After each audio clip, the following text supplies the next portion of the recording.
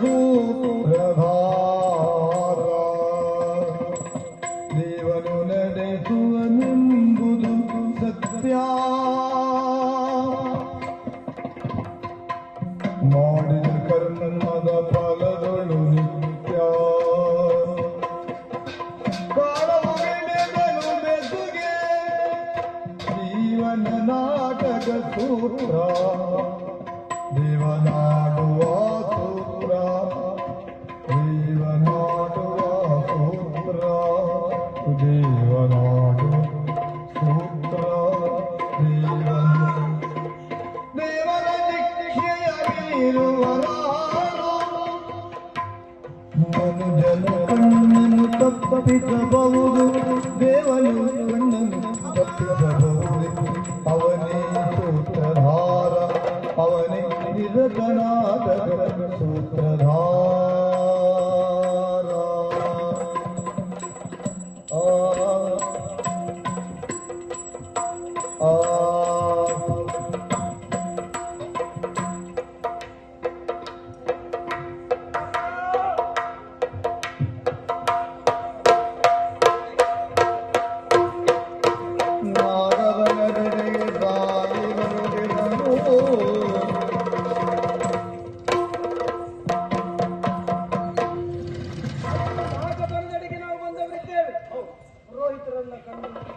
ಪ್ರವೇಶ ಮಾಡುವುದು ಒಳ್ಳೆಯದಲ್ವಾ? ಎಲ್ಲರ ಬದುಕಿಗೂ ಮಂಗಲವನ್ನು ಕರುಣಿಸುತ್ತಾರೆ.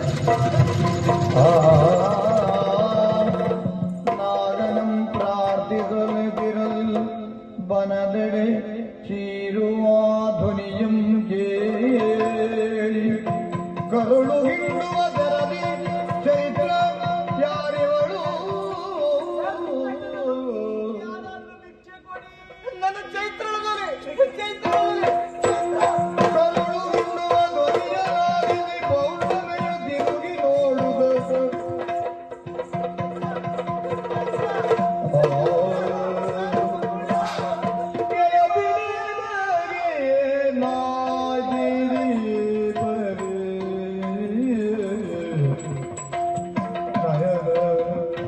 ಹುಡುಗಿರೆಗೇಳು ಪರಿಗಳ ಬಗೆಯ ಪೇಳೆನುವುದು ಕಂಬನಿ ಗೋರಿಗೇಳೆ ನಿನಗೇನಾಯ್ತು ಗೆಳತಿ ಗೆಳತಿ ಗೆಳತಿ ಗೆಳತಿ ಏನಾಯ್ತೇನಿಲ್ಲ ಪೂರ್ಣಿಮಾ ನಾನು ಇಲ್ಲಿದ್ದೇನೆ. ಪೂರ್ಣಿಮಾ ಏನಾಯ್ತು ಅಂತ ಹೇಳಿದವಳು ನೀನು. ನೋಡು ಅಲ್ಲಿ ನೋಡು ಇಲ್ಲಿ ನೋಡು ಬದುಕು ಸುಂದರ ವಾತಾವರಣ ಸುಂದರ ಎನ್ನುವುದಾಗಿ ಕಣ್ಣು ತುಂಬ ನೋಡುತ್ತಾ ಇದ್ದಂತಹ ನಿನ್ನ ಬದುಕು ಯಾಕೆ ಹೀಗಾಯ್ತು? ಕಣ್ಣನ್ನ ಕಳೆದುಕೊಂಡೆ.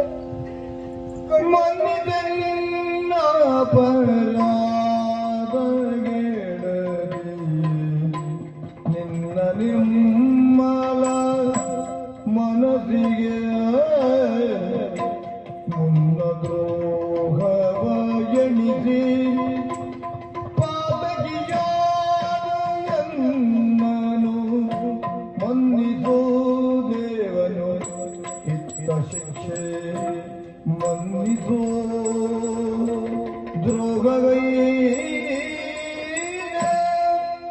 ಗೆಳತಿ ಅಂತ ಕರೆಯುವಂತ ನೈತಿಕ ಬಲ ನನ್ನ ನಾಲ್ಗಿಗಿಲ್ಲಮ್ಮ.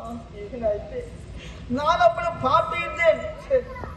ನಾನು ಮಾಡಿದ ಪಾಪದ ಫಲವನ್ನು ನಾನು ಊಟ ಮಾಡುತ್ತಿದ್ದೇನೆ. ನನ್ನ ಕೈಯಾರ ಮಾಡಿದಂತ ಪಾಪಕ್ಕೆ ಬೇಕಾಗಿ ಭಗವಂತ ಕೊಟ್ಟಂತ ಶಿಕ್ಷೆ ಇದು. ನೋಡಮ್ಮ, ಭಾವನನ್ನ ಅತಿಯಾಗಿ ಪ್ರೀತಿಸಿದ್ದೆ.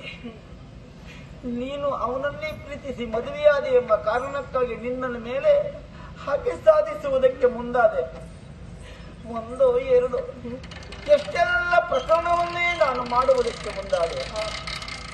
ಗೆಳತಿ, ಕಮಲವನ್ನ ಕೊಯ್ಯುವುದಕ್ಕೆ ಮುಂದಾದಾಗ ನಿನ್ನನ್ನು ತಳ್ಳಿದವಳು ನಾನೇ, ಎಳೆದವಳು ನಾನೇ.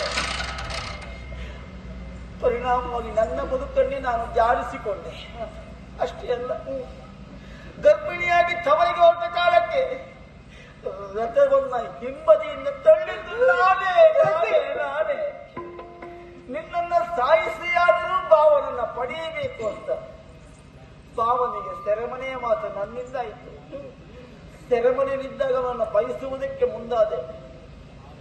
ಆವಾಗ ಭಾವ ನಿನ್ನೊರೆತು ಯಾರಿಗೂ ಮನದಲ್ಲಿ ಸ್ಥಾನ ಕೊಡದ ಕಾರಣಕ್ಕಾಗಿ ನನ್ನನ್ನು ತಿರಸ್ಕರಿಸಿದ. ಪ್ರೇಮ ಆಕ್ರೋಶಕ್ಕೆ ತಿರುಗಿ ಇಷ್ಟೆಲ್ಲ ಪ್ರಕರಣ ಆಗಿ ಹೋಯಿತು.